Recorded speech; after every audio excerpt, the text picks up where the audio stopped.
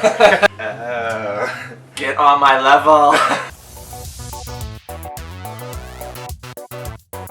Hello! Welcome back to What's Safeword? I'm Al. And I'm Bolt. And today we're going to talk about puppy play. Again, third video. Yes. Because there's still people that want to know more. And ironically, this one's going to be an introduction to puppy play. I know that we've already done like a broad, like overarching story of 3 books. The first book wasn't that great. The second book fell flat. But the third book really, like, we're hoping that this one is like our New moon. Yeah, this is our new moon. Or our Return of the King. Or our Prisoner of Azkaban. Yeah. So one of the first questions we tend to get from a lot of the newbies is, where do I start? Puppy play is very basic. You get down on all fours, you kind of act like a dog, and you just play. I mean, that's the first step, is just getting into it, trying it out. Bike.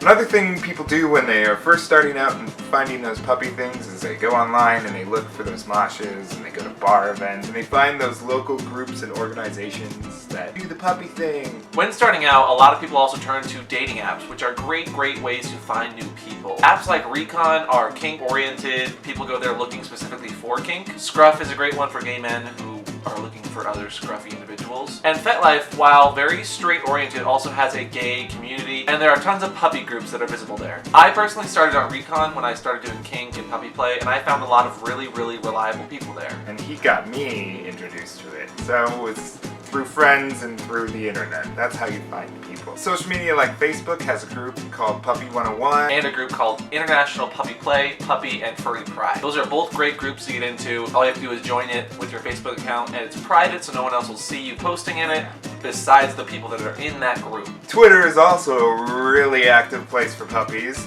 We're on it. Follow us. As is Tumblr, if you want to look for something a little more adult-themed. There's also some really great YouTube channels that probably have some decent content. I mean, I don't know where you're going to find one of those. Or there's even numerous books out there. One of which, really popular but a little older, was Woof, Perspectives into the Erotic Care and Training of Human Dogs. This was written by Michael Daniels in 2006, so it's a little old, but it gives a great history and background to puppy play, a wonderful intro into gear and prep and exercises, but written from a just learning pup's perspective. Bark, which was written in 2015 by our friend Justin St. Clair. Shout out, holla. It's a pretty good book too. When have you ever used the word I holla?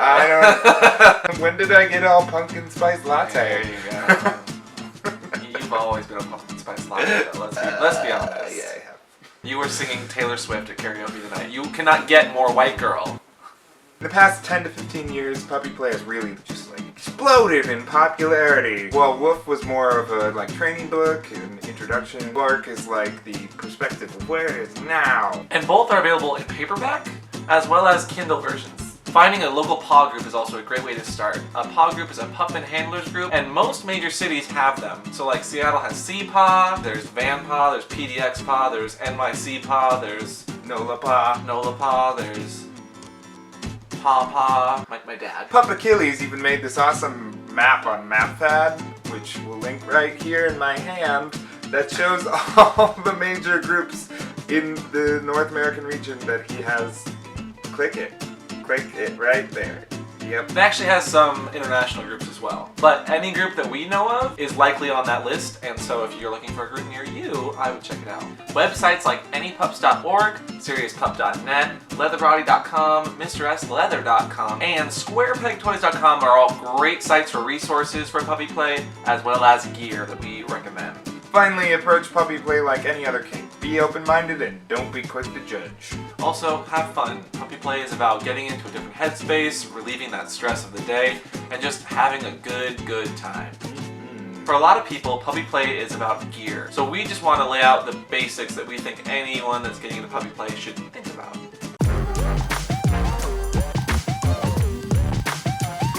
Collars are one place to start. For some people, a collar is about just being comfortable and helping them get into puppy play. Collars come in a nice, subtle, lockable version. They come in leather versions. They also come in thinner leather thongs that you can put on, or a nice chain that you can lock on or just clip together. Choose the collar that's most comfortable for you and kind of helps you to just bring out your puppy side. Toys!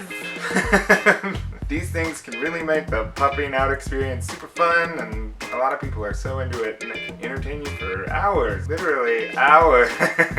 They squeak so much.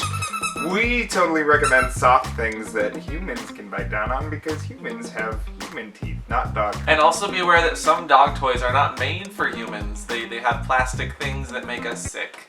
So always be conscious. No, that's fine. That's leather. That's handcrafted leather right there. And it's been in many places, so maybe don't put it in your mouth. Hoods and muzzles are also a great way to get into a headspace. For some, it's about getting into that like anonymous sort of profile, having ears or just a snout in front of you that helps you get into a headspace. What big ears you have! The better to hear you with. There you go. Hoods come in open mouth versions that allow you to still look and talk and eat and put things in your mouth. They come in half styles, they come in full mouth included hoods. Some of them are really pricey, but there's also versions that are in the $100, $150 range. So find that hood that fits your personality, your breed. Mitts and knee pads. Gear like that can be kind of expensive, but you don't actually really need the most expensive gear out there. You can start with like working out gloves or weightlifting gloves or boxing gloves. It doesn't really matter as long as it protects you. You're gonna be crawling around out there on your knees and hands, and you wanna protect them. Think, just like you're protecting me right now.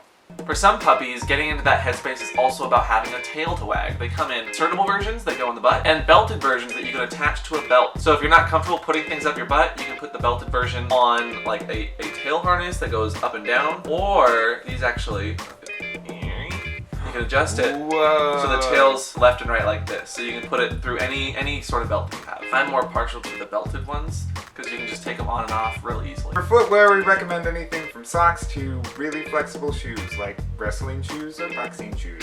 The flexible sole, so you don't stub your toes, but you also protect them. We don't recommend boots, though. They're hard and can hurt people. Don't do that. Finally, having something that you're able to flag with, a hanky, something you can wear around your neck or put in your back pocket is super important, and they come in all sorts of versions. We have the leather version, nice little like pocket hanky you can put in your back pocket, or we just have regular hankies. We recommend something with bones or paws or dogs to help really get that message across. And for a mosh, there are some pretty basic rules you need to follow if this is your first time. And a mosh is where a whole bunch of puppies get together and they all are on a giant wrestling mat doing this kind of wave motion. Oh! Experts.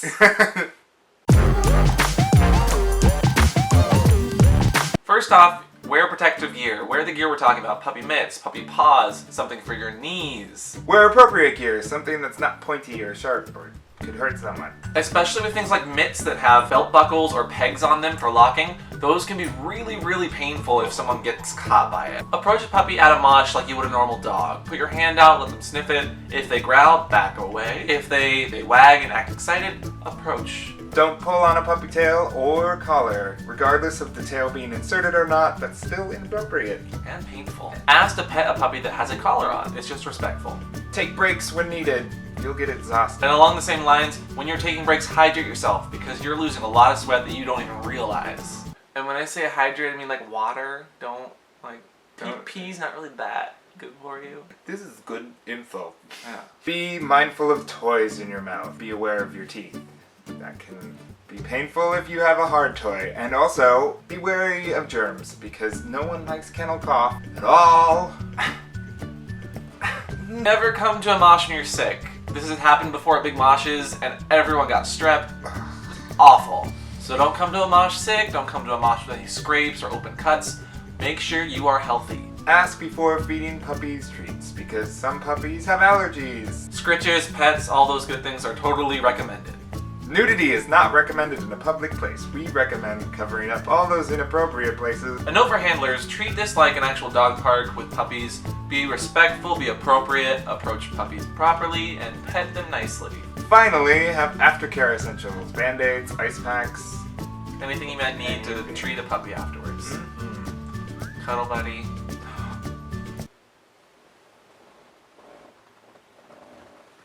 So this was our beginner's crash course to puppy play, where to start, how to get into it. And remember, if you're getting into puppy play, always have a safe word, and today's safe word is... Cujo. What? Because nobody likes a violent puppy, and at the end of Stephen King novels, I always feel like everyone's just fucked. Like, there's never a happy end. Like the end of, oh my god, the end of Mist when he kills his son right as everyone's getting like saved. Yeah. Remember to like, comment, and subscribe. We'd love to hear from you all the time. And leave a like if you really enjoy the puppy play videos, because we enjoy doing it, and we like entertaining and educating you people. And taking our shirts off. For you. Bye! Yeah, I think so. Oh. Wait. You didn't ask. Can I pet He your clearly- cuddle buddy? He clearly has a collar on. You have to act. His collar actually acts as an eye patch too. He's got this weird eye condition. No, you have to ask. Do you want a puppy No, bone? you have to ask me. Oh, does he want a puppy bone? He would love to play with you.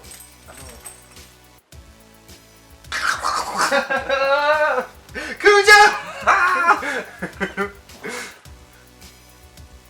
This is the transition out of the video.